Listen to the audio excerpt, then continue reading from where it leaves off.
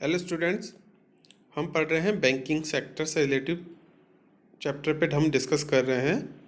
हमने पिछले वीडियो के अंदर बैंकिंग इंट्रोडक्शन को समझा कि कब एसबीआई बैंक की स्थापना हुई थी और एसबीआई बैंक की स्थापना किन तीन बैंकों के विलय करके की गई थी।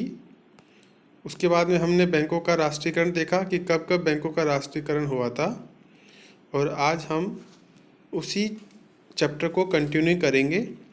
तो शुरू करते हैं आज की वीडियो में कि आरबीआई के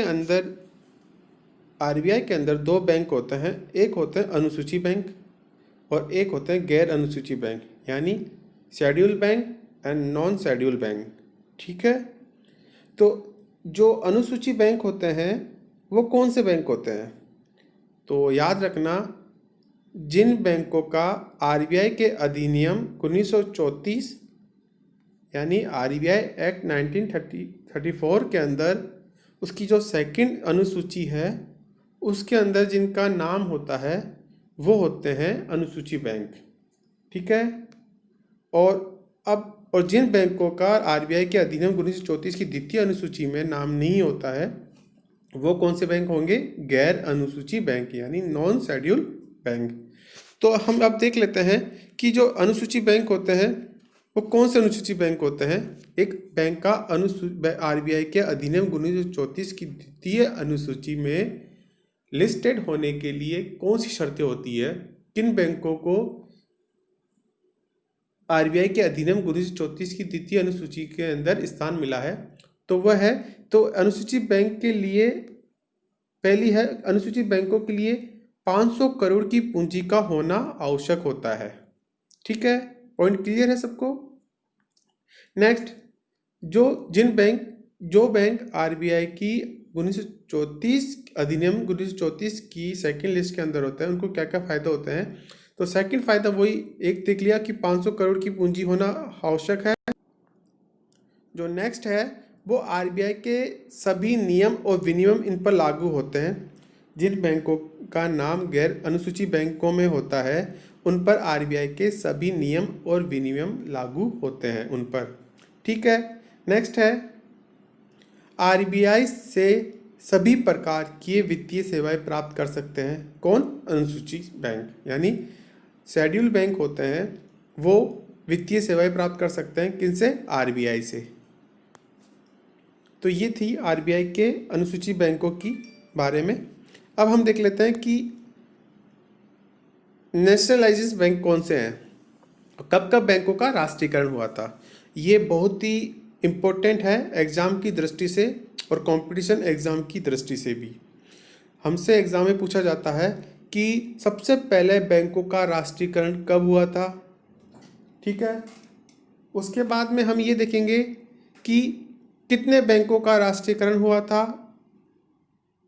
और एक बैंक जो स्टार्टिंग में प्रथम बार जो बैंकों का राष्ट्रीयकरण हुआ था उसमें उन बैंकों की कैपिटल, पेड अप कैपिटल कितनी थी। ठीक है, तो अब स्टार्ट करते हैं, शुरू से देखते हैं कि सबसे पहली बार फर्स्ट टाइम जब बैंकों का राष्ट्रीयकरण हुआ था वो हुआ था 1969 के अंदर। याद रखना सभी स्टूडेंट, फर्स्ट टाइम बैंकों का जो राष्ट्रीयकरण हुआ था वो हुआ था 1969 के अंदर। और कितने बैंकों का हुआ था? 14 बैंकों का। ठीक है, और किसकी सरकार में हुआ था? इंदिरा गांधी जी की सरकार के अंदर हुआ था। उस वक्त इंदिरा गांधी जी की सरकार थी। और किन बैंकों का 1969 के अंदर, जिन 14 बैंकों का 1969 के अंदर राष्ट्रीयकरण हुआ था उनकी पूंजी कितनी थी, उनकी पेड अप कैपिटल कितनी थी?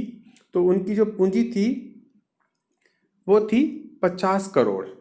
जिन बैंकों की पूंजी 50 करोड़ थी, ऐसे बैंक 14 बैंक थे जिनका राष्ट्रीयकरण हुआ था 1969 के अंदर। मैं एक एक चीज़ को 2-2, 3-3 बार रिपीट कर रहा हूँ। स्टूडेंट याद रखना, ये एग्जाम में बहुत ही इंपॉर्टेंट क्वेश्चन है और एग्जाम में बहुत बार पूछता है। नेक्स्ट हम देख लेते हैं, ये हुआ था फर्स्ट टाइम। अब सेकंड टाइम जब बैंकों का राष्ट्रीयकरण हुआ था वो कब हुआ था? तब हुआ था 1980 के अंदर, यानी 1980 के अंदर। और कितने बैंकों का हुआ था? 6 बैंकों का। ठीक है। और उसके बाद में उस वक्त किसकी सरकार थी? उस वक्त इंदिरा गांधी जी की सरकार थी। और नेक्स्ट हम देख लेते हैं अब 1993 यानी 1993 के अंदर किस बैंक का बैंक पंजाब नेशनल बैंक के अंदर विलय हुआ था? ये भी बहुत ही इंपॉर्टेंट, जानना जरूरी है हमारे लिए। उस वक्त हुआ था न्यू बैंक ऑफ इंडिया, यानी न्यू बैंक ऑफ इंडिया का विलय, मर्ज पंजाब नेशनल बैंक के अंदर कब हुआ? 1993 के अंदर, यानी 1993 के अंदर। वर्तमान में जो प्रेजेंट में कुल कितने राष्ट्रीयकृत बैंक है? वह है 19। तो ये याद रखना, कितने राष्ट्रीयकृत बैंक है? 19। हमने पिछले वीडियो में बताया था कि राष्ट्रीयकृत बैंक क्या होते हैं, जिन बैंकों के अंदर भारत सरकार की कम से कम 51 यानी 51% हिस्सेदारी होती है, वो सब कौन से बैंक होते हैं? राष्ट्रीयकृत बैंक। ठीक है। अब हम देखते हैं रीजनल रूरल बैंक, क्षेत्रीय ग्रामीण बैंक। क्षेत्रीय ग्रामीण बैंक की स्थापना कब हुई थी और इनकी स्थापना का क्या उद्देश्य है, इसको जानने की कोशिश करते हैं। तो क्षेत्रीय ग्रामीण बैंकों की स्थापना हुई थी 2 अक्टूबर 1975 के अंदर। ये डेट नोट कर लो सभी स्टूडेंट कि क्षेत्रीय ग्रामीण बैंकों की स्थापना कब हुई थी?